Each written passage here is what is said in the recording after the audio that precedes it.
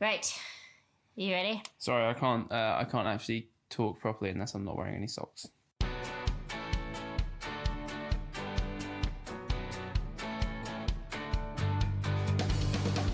Hello and welcome back to Is It Just Us? If you're new here, hi, I'm Emily. I'm James. And this is the podcast where we talk about all of those topics where you've probably sat there thinking, is it just me that thinks this way? And we're here to tell you, hopefully not.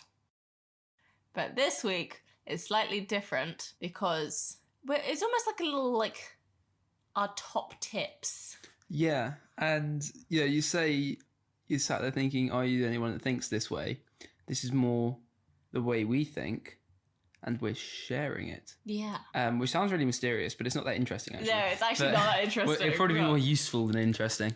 Yeah, but I mean, obviously, I think the majority of people that listen to this podcast and our general audience are, you're either at uni, you're a student, or you're in your early 20s, you're a young adult. You have too much free time on your hands. You have either too much free time on your hands, or you've just started work and you've moved out of home or whatever, and you're trying to figure out things. That's basically our life. Yeah, we've been trying to figure out things for a while now. That's our life. We're 4. That's why we do this podcast. 3-4 years deep into figuring out things. I feel like most people, even older people, would just say you never really get it figured out. You just carry on going.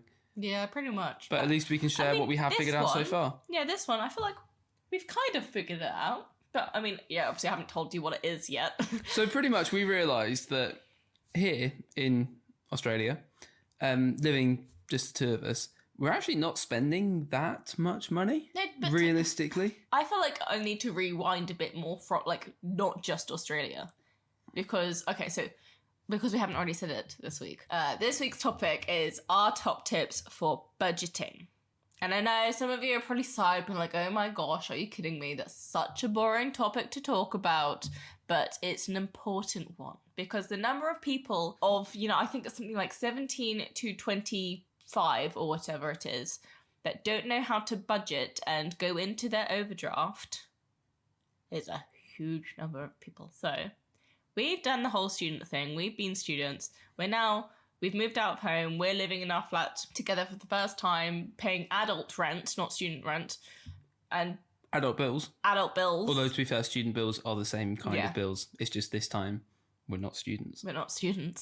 So we've done all of those sort of things so far.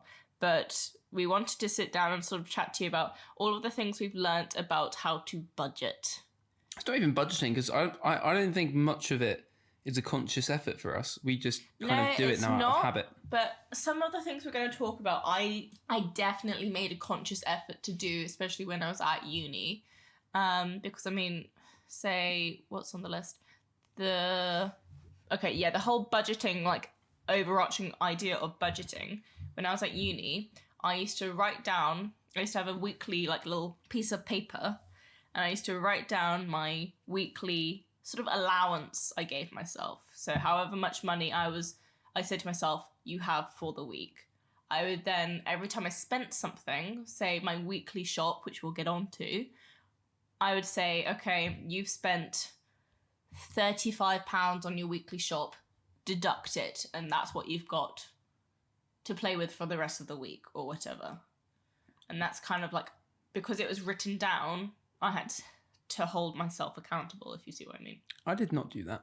I just knew when I was spending more money in a week than I normally would. So if there was a midweek pub trip, I would be aware that I'd suddenly spent 20 quid that I wouldn't have otherwise spent. Yeah. Things like that. Or if you run out of everything at once, you run out of shower stuff, toothpaste, pasta, soy sauce, ketchup. It's you run out of all that stuff at the same time, and you have to buy fresh food. Yeah. Then that week you're always aware is it's always when I was buying washing detergent, that was always a really big shop. Fortunately for me, I didn't do any washing, so it was fine. Well, that's disgusting. So I think there are certain things in life you have to spend money on. Yeah. Now rent is obviously one, because you have to live somewhere. Or your mortgage or whatever. Yeah. And bills is another one, unless you want to just not use any electricity Live or water. by candlelight and not shower. But then you have to buy candles and matches. And to be honest, that's not a very efficient way of doing things. Nope. So there are some things you have to spend money on. Now, feeding yourself is one of them. Food is pretty important. There are people, everyone's seen them at uni, the ones that eat nothing but tomato, ketchup and pasta. I know some of you, and I know you're listening to that. That is not a healthy meal. Definitely not. Please do not do that. It's not good for you. Now, at uni, the way I kind of shopped, so I knew I would have to eat something. I meal prepped for lunches normally because I knew it was cheaper than buying lunch out. Oh, that's a good tip. That's always a good one, especially if you're at uni or you're in full-time work.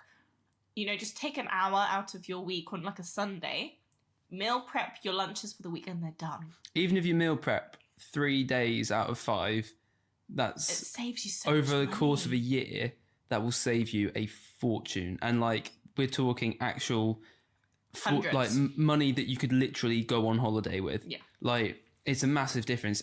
I probably spent at uni maybe a tenner, probably a little bit less than a tenner, on my lunch for the entire week. And I had big lunches, so I was always training you had for like stuff. double lunches. Exactly. And that did me for the whole week. Yeah. On 10 quid. Some people would spend sort of £3 to £5 a day on lunch. And the difference does add up. It actually does. And it doesn't mean you can't treat yourself every now and then. No, exactly. So the other Friday, I'd eaten all the lunch prep I'd done. So I went and got a couple of slices of pizza. And that cost me like $10.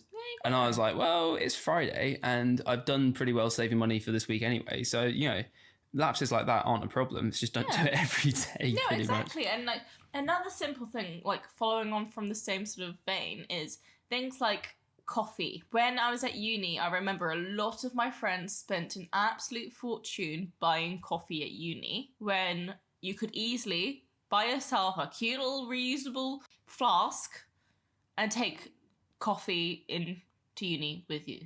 And that saves you easily £4 a pop. And again, you don't have to do it every day. No. But it makes a difference. Yeah. Don't, treat yourself to that coffee when it's Monday morning and you're at your 9 a.m. and you kind of feel like you need a little bit of a treat. Go for it. But don't do it every single day, because then you're easily spending $4 to however much money a day on coffee that you could have just bought it yourself. I think it's quite important here to point out that although we're saying don't spend money is the key to saving money. Which is probably pretty obvious, but it's important to say that you should treat yourself still, because otherwise... Oh, heck yeah. Otherwise, what's the point in saving money? Yeah. So, you know, it's not like, oh, you know, you can't buy any coffee this week. That's a bad way of doing things. And it's like dieting. So one of the main reasons that people can't stick to a diet or diets don't work is because they're just not restrictive. They're too restrictive, and you do it for a few weeks and it's too strict, and then you just give up. Yeah. And the best way to do it is just have a nice balance. So don't buy coffee every day, but you know, even if you're having a rough Tuesday, it doesn't have to be late on in the week or anything. No. And you don't have to reward yourself with it. It can be, I'm having a rough day. I don't know, buy lunch, do something that you actually want to do. The trick is not seeing every minor inconvenience as I'm having a rough day. Yeah. Like, oh no. It's like, oh, you stubbed your toe. Oh, okay, I'm going to go and buy whatever. And the other day, like I stepped into a puddle and the water went in my shoe and my sock got wet. And I had to walk around with a wet sock. And that was really, really inconvenient. And I actually No, but the difference here is that your shoes are broken. Yeah, okay. You need new shoes. That, people, is what I classify as a good opportunity to actually spend the money you've saved on buying something you actually need. We're in danger here of this podcast just becoming a character attack on me. Because, I mean, anyone who knows me or has lived with me will know that I will just wear the same clothes until I'm pretty much... They're rags. Yeah. Like your socks. Some of them aren't socks anymore. Right, that's wrong. Some of them are just holy pieces of fabric that you put on your foot. It's like sock cheese. But that's only because I don't wash them either. That's gross. But if you look at my wardrobe, most of my clothes have holes in them, and I'm aware that I should just buy new ones, but I just don't. I don't really like buying clothes. Like some people would see, like they like buying clothes. I like the act of buying clothes. I hate it. I can't stand it. I don't like spending the money. I don't like doing it. Yeah, but you actually like some of your t-shirts. You actually just need like a t-shirt. You know will what cost though? You five. It's like a cracking way of saving money. You want to save money? Just learn to hate buying clothes. No, but like, I mean, like, there's not buying clothes, and then there's not buying clothes when you actually need new clothes. I think my shoes currently are the worst example. So I'm currently on door-to-door sales, so I do a lot of walking in the day. And I've been wearing the same pair of shoes that I bought them to Australia. They were pre-existing shoes. Yeah, I bought them for like your birthday. Yeah, and I'm doing a lot of miles in them now. And for the past week, the heel on one of them hasn't actually been attached to the shoe. And it's also, the heel's got a massive hole in it. And currently there's just one small bit of fabric between my heel and the ground. See, this is what I mean when I say James is really not good at buying things that he actually needs to buy. But I'm going to buy the shoes now. I need to buy new shoes. You actually need, otherwise you may as well be walking around barefoot. Yeah, we've reached desperation time. So I'm probably an extreme case in trying to save money. You actually are. Like, I will just refuse to buy... It's like when you were at uni and you wouldn't wash, like you wouldn't do laundry every week. It cost £4. Yeah, it was extortionate. You kind of need to go and do laundry. That makes it sound like I never did laundry. I did do laundry. I was very strategic with when I did it. And I would be down to like, oh my God, I've got one pair of socks left. And that would be the day I did laundry. It's efficient. True. I never ran out of anything. I mean, that's good. Okay, that's good at least. And you do know, you can get 4 days out of any pair of underwear. That's questionable. Forwards, backwards, inside out, same 4 days. Yeah, that is yeah. So these aren't all tips you guys have to follow. I wouldn't recommend following that one. I think we should go back to the food here because we started talking about weekly food shop, and I remember I was going to say something about the fact that at uni I didn't do that because I didn't have enough space in the fridge. Yeah, we had different ways of doing things at uni. I mean, I don't understand how you managed it because like it's just a fact in uni flats that your fridge isn't big enough for that many people. How did it? Because I know that the three of us last year could not fit all of our food in the fridge together. The way we ended up, I don't know how we managed it with 4 of us living in the house. Yeah. With like 3 shelves in the fridge and freezer. But I think it ended up where some of us ended up having more fresh stuff than frozen stuff, and some had more frozen stuff than fresh stuff. So it ended up just being fine. But I am a big fan of the weekly shop. Like, I'm an advocate for doing your weekly shop. So I just couldn't do it. I didn't have enough room. You do meal plans. And I don't mean you set days and you eat the same meal every week on the same day. I just mean, you sit down and you're writing yourself a list and you think, okay, what meals am I going to make this week? And, you come up with 7 meals, or maybe not even 7 meals, you come up with 5 meals and you have leftovers on 2 of the days, which is actually a very good way of saving money, batch cooking. But that's like a little thing on itself I'll come back to. But, writing down a list and sticking to the list, that is how I managed to save so much money. Yeah. And in that list, you allow yourself treats like, you want a packet of Maltesers, you go and buy yourself a packet of Maltesers. Well, that's the thing. If you have it on the list, you get them, and then you've got them, and then you don't have that point halfway through the week where you splurge all your money on buying like 7 bars of chocolate. Yeah. Or you don't keep buying it throughout the week because you got it somewhere, tucked away, ready. Actually, this is a tip my mother always taught me. Always have emergency chocolate somewhere in the house. Because then it's already bought, and you're not going to buy like 6 bars of chocolate like James. I don't understand how people can do that, because like my sister will do that. She'll have like chocolate that she either bought or just got gifted or something, or sweets or something in her room, and she'll have it for like 6 months. Yeah. And I'll be like, I'll walk into a room and I'll be like, you've still got that chocolate there. She'd be like, yep. And if it was in my room, it'd be gone. The only time I've ever had chocolate in my room that long was there was either one Easter or a Christmas or something. I think it was Christmas chocolate. And I didn't come back home that entire term, so it stayed in my room for quite a long time. And I didn't eat it because I wasn't there. That's the only reason I couldn't eat it. Like my Easter chocolate, like Easter eggs. I never get from Easter eggs. So I just save them. I eat them really, really, really quickly. I mean, I love chocolate. So for the fact that we're the opposite way around for this... I just like eating. It's weird. I get hungry.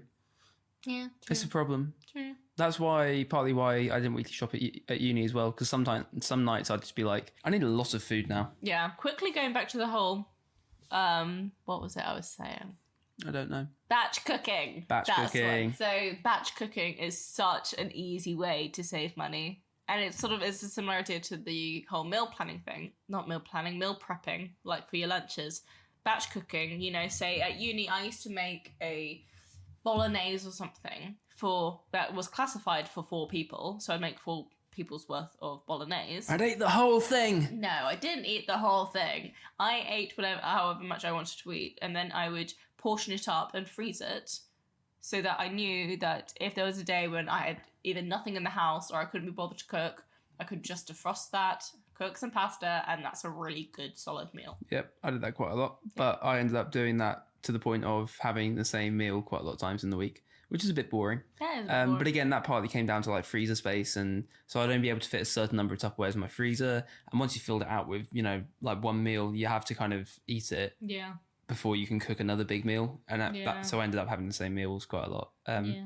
It's different now. My flatmates from previous years will be very pleased to know that I now eat a very varied diet. I ensure that he eats No, but we have the diet. space in the fridge and the freezer to do it. That's the big difference. Yeah, I appreciate that. But like, if you are a student and you literally have half a shelf, this is a really good way of just... Eat the same food. Yeah. Or what you can do is, another thing I used to do is say, okay, you've made a bolognese, split half of it up so it stays as a bolognese, and then the other half, you just add some things like kidney beans and some chili. You've got a chili. True. And then you've made 2 meals out of one. Or another good... we're on to saving space in the fridge now, so it's really boring. But like, if you just... you have your bolognese in the freezer or something, get it out, defrost it, and then chuck in the kidney beans. It's good saving space. But so other things for saving money, we've kind of got keeping track of spending, which you kind of mentioned. But there's many different ways to keep track. I had a vague idea, which isn't really keeping track. It's just having an idea of what you've done. I used to write it down at uni, but since we've moved here, like to Australia, our banking apps actually tell us how much we spent in what category. A lot of them do that in the UK as well. Mine doesn't. No. Which was quite annoying. But I actually find it really useful because then you can see, I spent, a bit too much on eating out last month. Maybe I should pull back a little bit. Or, okay, I didn't eat out that much last month. Okay, I can go and eat out this week if I want to. Yeah, and we've had a few gifted brunches. Yes. Which means that we can take no shame now in buying some brunches. Because we love brunches. Because we haven't spent money on it. It's almost laughable now because we love brunch. I mean, we love brunch anyway. No, but like when it's just taken on like a new meaning. Like when our families ask us, do you have any plans for the weekend? We're like, brunch. But I mean, like last weekend, what did I have for brunch? A sushi bowl. Yeah. And it was just like this massive bowl of deconstructed sushi, and it was incredible. It wasn't exactly a classic brunch. It wasn't like eggs and bacon and that kind of stuff. But even the pancakes, they weren't just normal pancakes. They were special. They were special pancakes. Check out Emily's Instagram for this stuff. Yeah, because it's literally my whole Instagram may as well just be a brunch diary. And UK listeners, come to Melbourne and go eat some brunch. Literally, just like my whole Instagram is just pretty much all the recommendations I have for Melbourne brunch at the moment. So just come and eat and it'll be great. You're welcome. So I don't know whether we should talk any more about boring things in the shop, in terms of like things to do in the shop to save money. Things like looking at the price per quantity. Yeah. And such. Okay, so I know some people are huge brand sticklers. Some people love the Tropicana orange juice, which, okay, fair play to you. Nice orange juice. But 9 times out of 10, the supermarket own brand is going to be the same thing.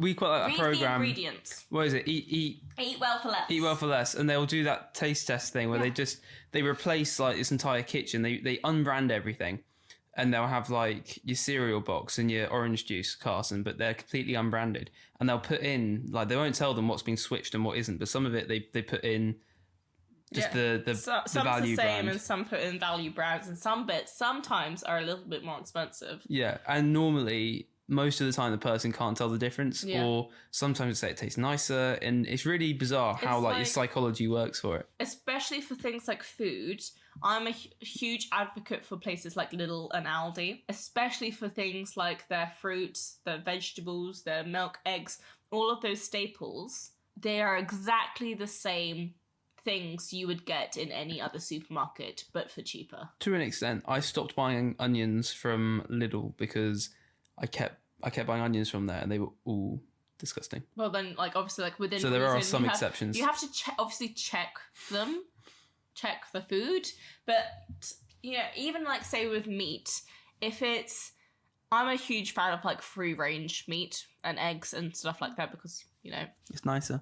Nice welfare ideals. Even if they kill it in the end, at least it had a nicer life. Yes. So we're not going to get into that now. But, again with eggs, if they're a Class A egg and they're free range, it's exactly the same product, just different prices. So, price compare. Go into Tesco and see how much they're going to charge you for a packet of salmon. Walk into Aldi, see how much they're going to charge you for the same thing. That is an easy, super duper easy way of just cutting some money down. One of the ways we're saving money here is that we just shop at Aldi. We buy a couple of things from Coles that we can't get in Aldi, but ultimately, if you're in Australia, Coles and Woolworths are they're so much more expensive. Yeah. Because we said before, it's not actually as expensive as we thought it should be in Australia. If you go to those other supermarkets that aren't Aldi, it is. It is. It really is, and the difference can be quite alarming. Obviously, that Coles and Wolves have some good deals on. Yeah, and some things will be cheaper than Aldi. Yeah, and they do give you more options. Yeah,